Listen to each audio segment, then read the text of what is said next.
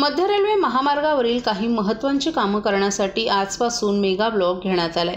या मेगा ब्लॉकमुळे रद्द करण्यात आलेल्या रेल्वे फेऱ्यांचा त्रास नोकरदार वर्गाला होऊ नये यासाठी पर्याय म्हणून ठाणे परिवहन विभागाच्या वतीनं विशेष बसगाड्या सोडण्यात येत आहेत।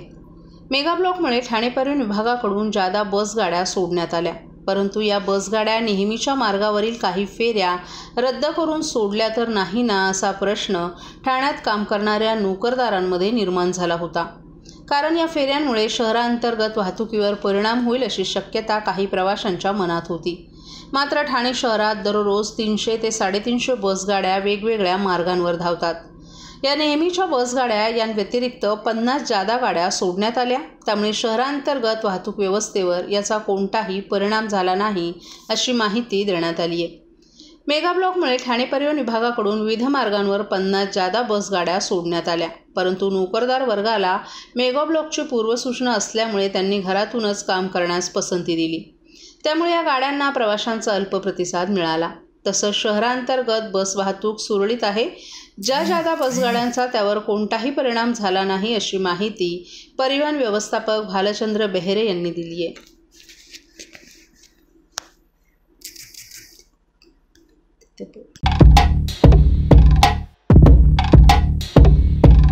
नमस्कार, मी डॉक्टर अर्चना कैलाश पवार, दंतशल्यचिकित्सक, जिल्हा रुग्णालय ठाणे। सर्वांगीण आरोग्यासाठी सार्वजनिक आरोग्य विभाग ही नेहमीच प्रयत्नशील आहे।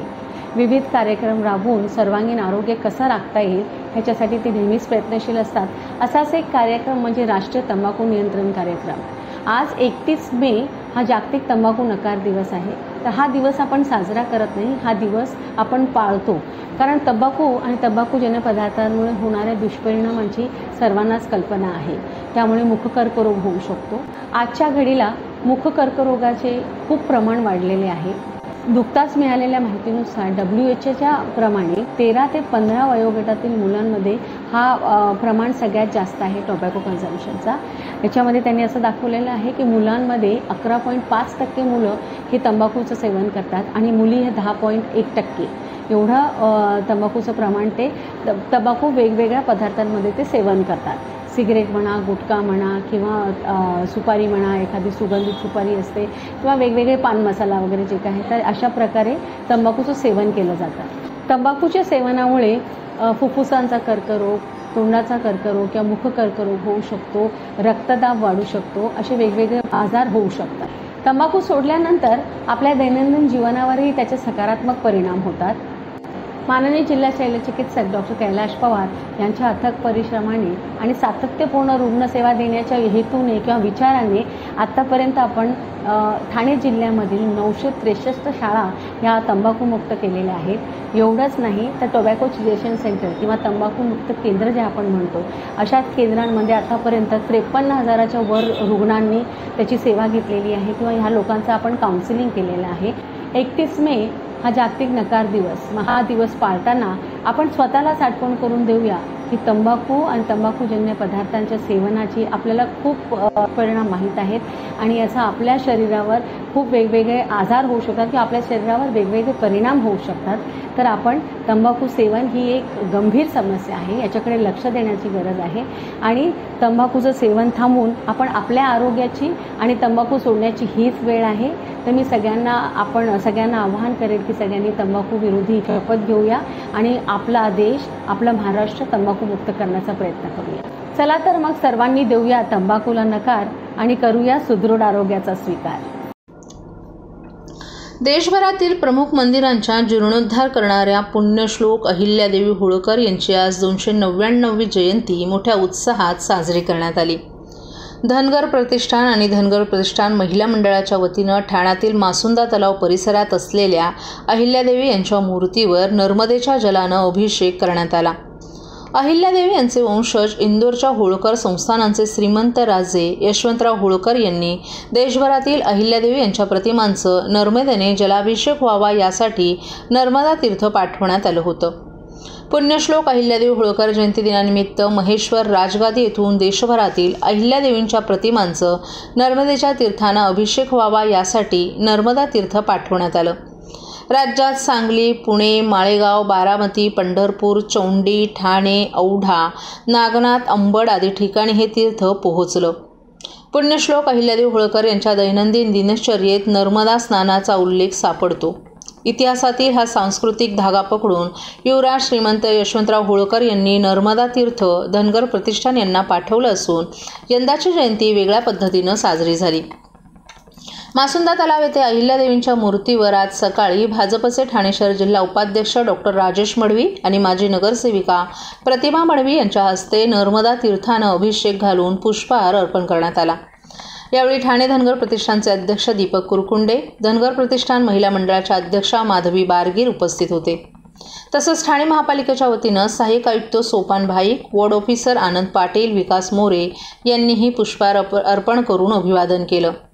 हा जयंती उत्सव यशस्वी करण्यासाठी कार्याध्यक्ष महेश गुंड, सचिव तुषार धायगुडे, खजिनदार अनिल जरग, उपाध्यक्ष कुमार पळसे, राजेश विरकर, प्रचार प्रमुख सचिन बुधे, उपखजिनदार सुरेश भांड, सल्लागार दिलीप कवितके, सूर्यकांत रायकर तसंच इतर कार्यकर्त्यांनीही विशेष मेहनत घेतली.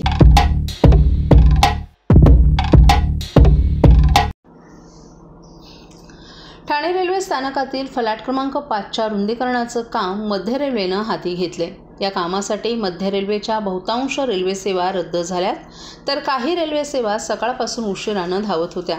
त्याचा परिणाम रेल्वेच्या वाहतूक व्यवस्थेवर बसला असून प्रवाशांचे अतोनात हाल झाले.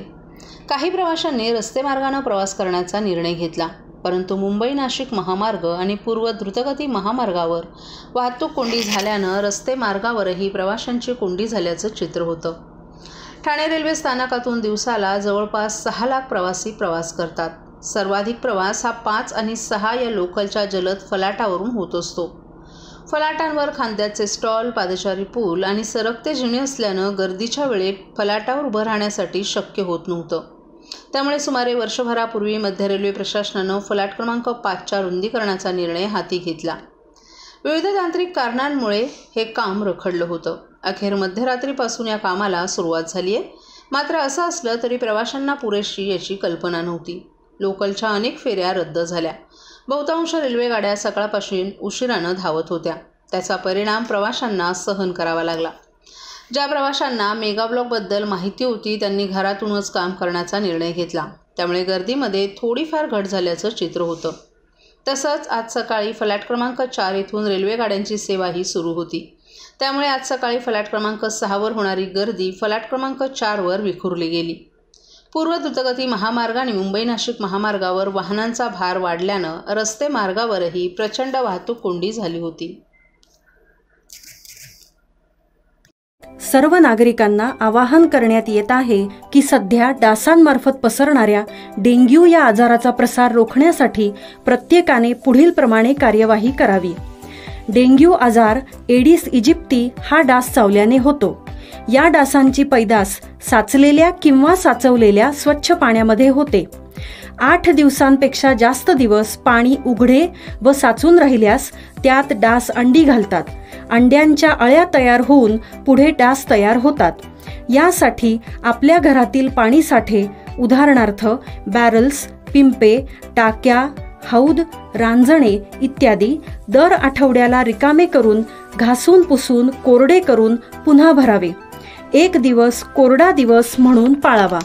पाणी साठ्यांना घट्ट झाकणे बसवावीत किंवा जुनी साडी, चादर, धोतर यांनी बांधून झाकून ठेवावीत, म्हणजे डास त्यात जाऊन अंडी घालणार नाहीत. घराच्या गच्चीवर, आजूबाजूला, अंगणात कोठेही पाणी साचू देऊ नये. भंगार सामान उघड्यावर टाकू नये. उदाहरणार्थ टायर्स, प्लास्टिक सामान, कुंड्या, टाकाऊ वस्तू इत्यादी. अशा सामानात पावसाचे पाणी साठून त्यात डेंग्यूच्या डासांची पैदास होते. घरातील कूलर्स, फ्रीजच्या पाठीमागील ट्रे हे देखील वेळोवेळी कोरडे करावेत. लक्षात ठेवा, नुसत्या फवारणीने डास घनता कमी होत नाही, तर त्यासाठी डास पैदास ठिकाणे नष्ट करणे ही आपल्या सर्वांची जबाबदारी आहे.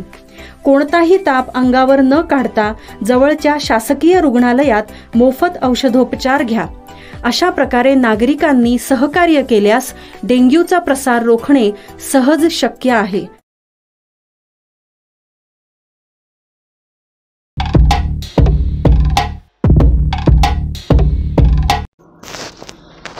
प्रभू श्रीरामचंद्राच्या प्राणप्रतिष्ठापना सोहळ्यानंतर देशातील रामभक्तांनी मोठ्या संख्येनं अयोध्येला भेट दिली होती. श्रीरामचंद्राच्या दर्शनासाठी भक्तांसाठी रेल्वेनं विशेष जादा गाड्या सोडण्यात आल्या होत्या. आता काही महिने उलटल्यावर श्रीरामचंद्राच्या दर्शनासाठी आसुसलेल्या ठाण्यातील वारकऱ्यांना मात्र रेल्वेच्याच असहकाराचा फटका बसलाय. अयोध्येला जाण्यासाठी 3 महिने आधी नोंदणी करूनही ऐनवेळी रेल्वे प्रशासनानं हे आरक्षण रद्द केल्यानं ठाण्यातील सुमारे 1300हून अधिक वारकऱ्यांना अयोध्या वारीला मुकावं लागले. ठाण्यातील माऊली सेवा मंडळातर्फे दरवर्षी भारतातील विविध तीर्थक्षेत्री सहलींचं आयोजन केलं जातं. यावर्षी या मंडळातर्फे अयोध्या दर्शन आयोजित करण्यात आलं होतं. प्रभू श्रीरामचंद्राच्या दर्शनासाठी उत्सुक असलेल्या सुमारे 1200हून अधिक वारकऱ्यांनी आपली नावं नोंदवली होती.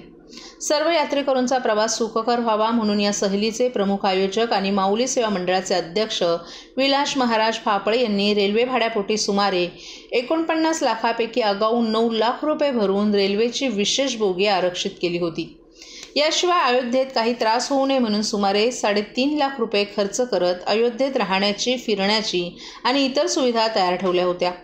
सर्व यात्रेकरू अयोध्येला जाण्याची तयारी करत असताना अचानक 15 मे रोजी तुमचं आरक्षण रद्द करत असल्याचं रेल्वे प्रशासनानं विलास महाराज फापळे यांना कळवलं. रेल्वेकडून अनपेक्षितपणे आलेल्या निरोपामुळे विलास महाराज फापळे यांनी तात्काळ मुंबईतील रेल्वे अधिकाऱ्यांशी संपर्क साधून याबाबत विचारणा केली.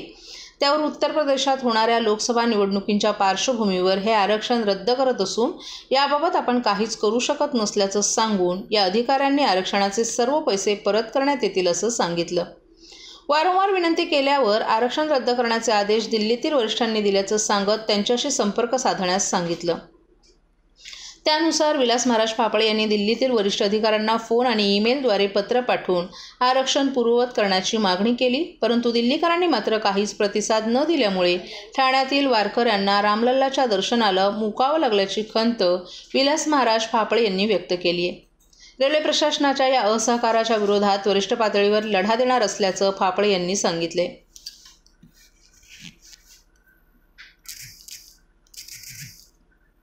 शक्य नाही आहे, वयोवृद्ध माणसं न्यायचे आणि ऑक्टोबरमध्ये आता नुकतंच परत ह्या निवडणुकांचं वारं येतं आहे.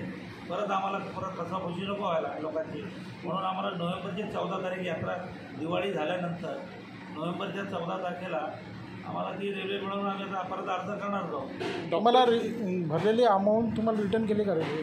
नाही, अमाऊंट त्यांची रिटर्न देतो म्हणून त्यांचा मेल आला आहे, तुमचा अमाऊंट घेऊन टाका म्हणून. तुम्ही डॉक्टरची टीम आणि तुमचा वैयक्तिक खर्च किती झाला?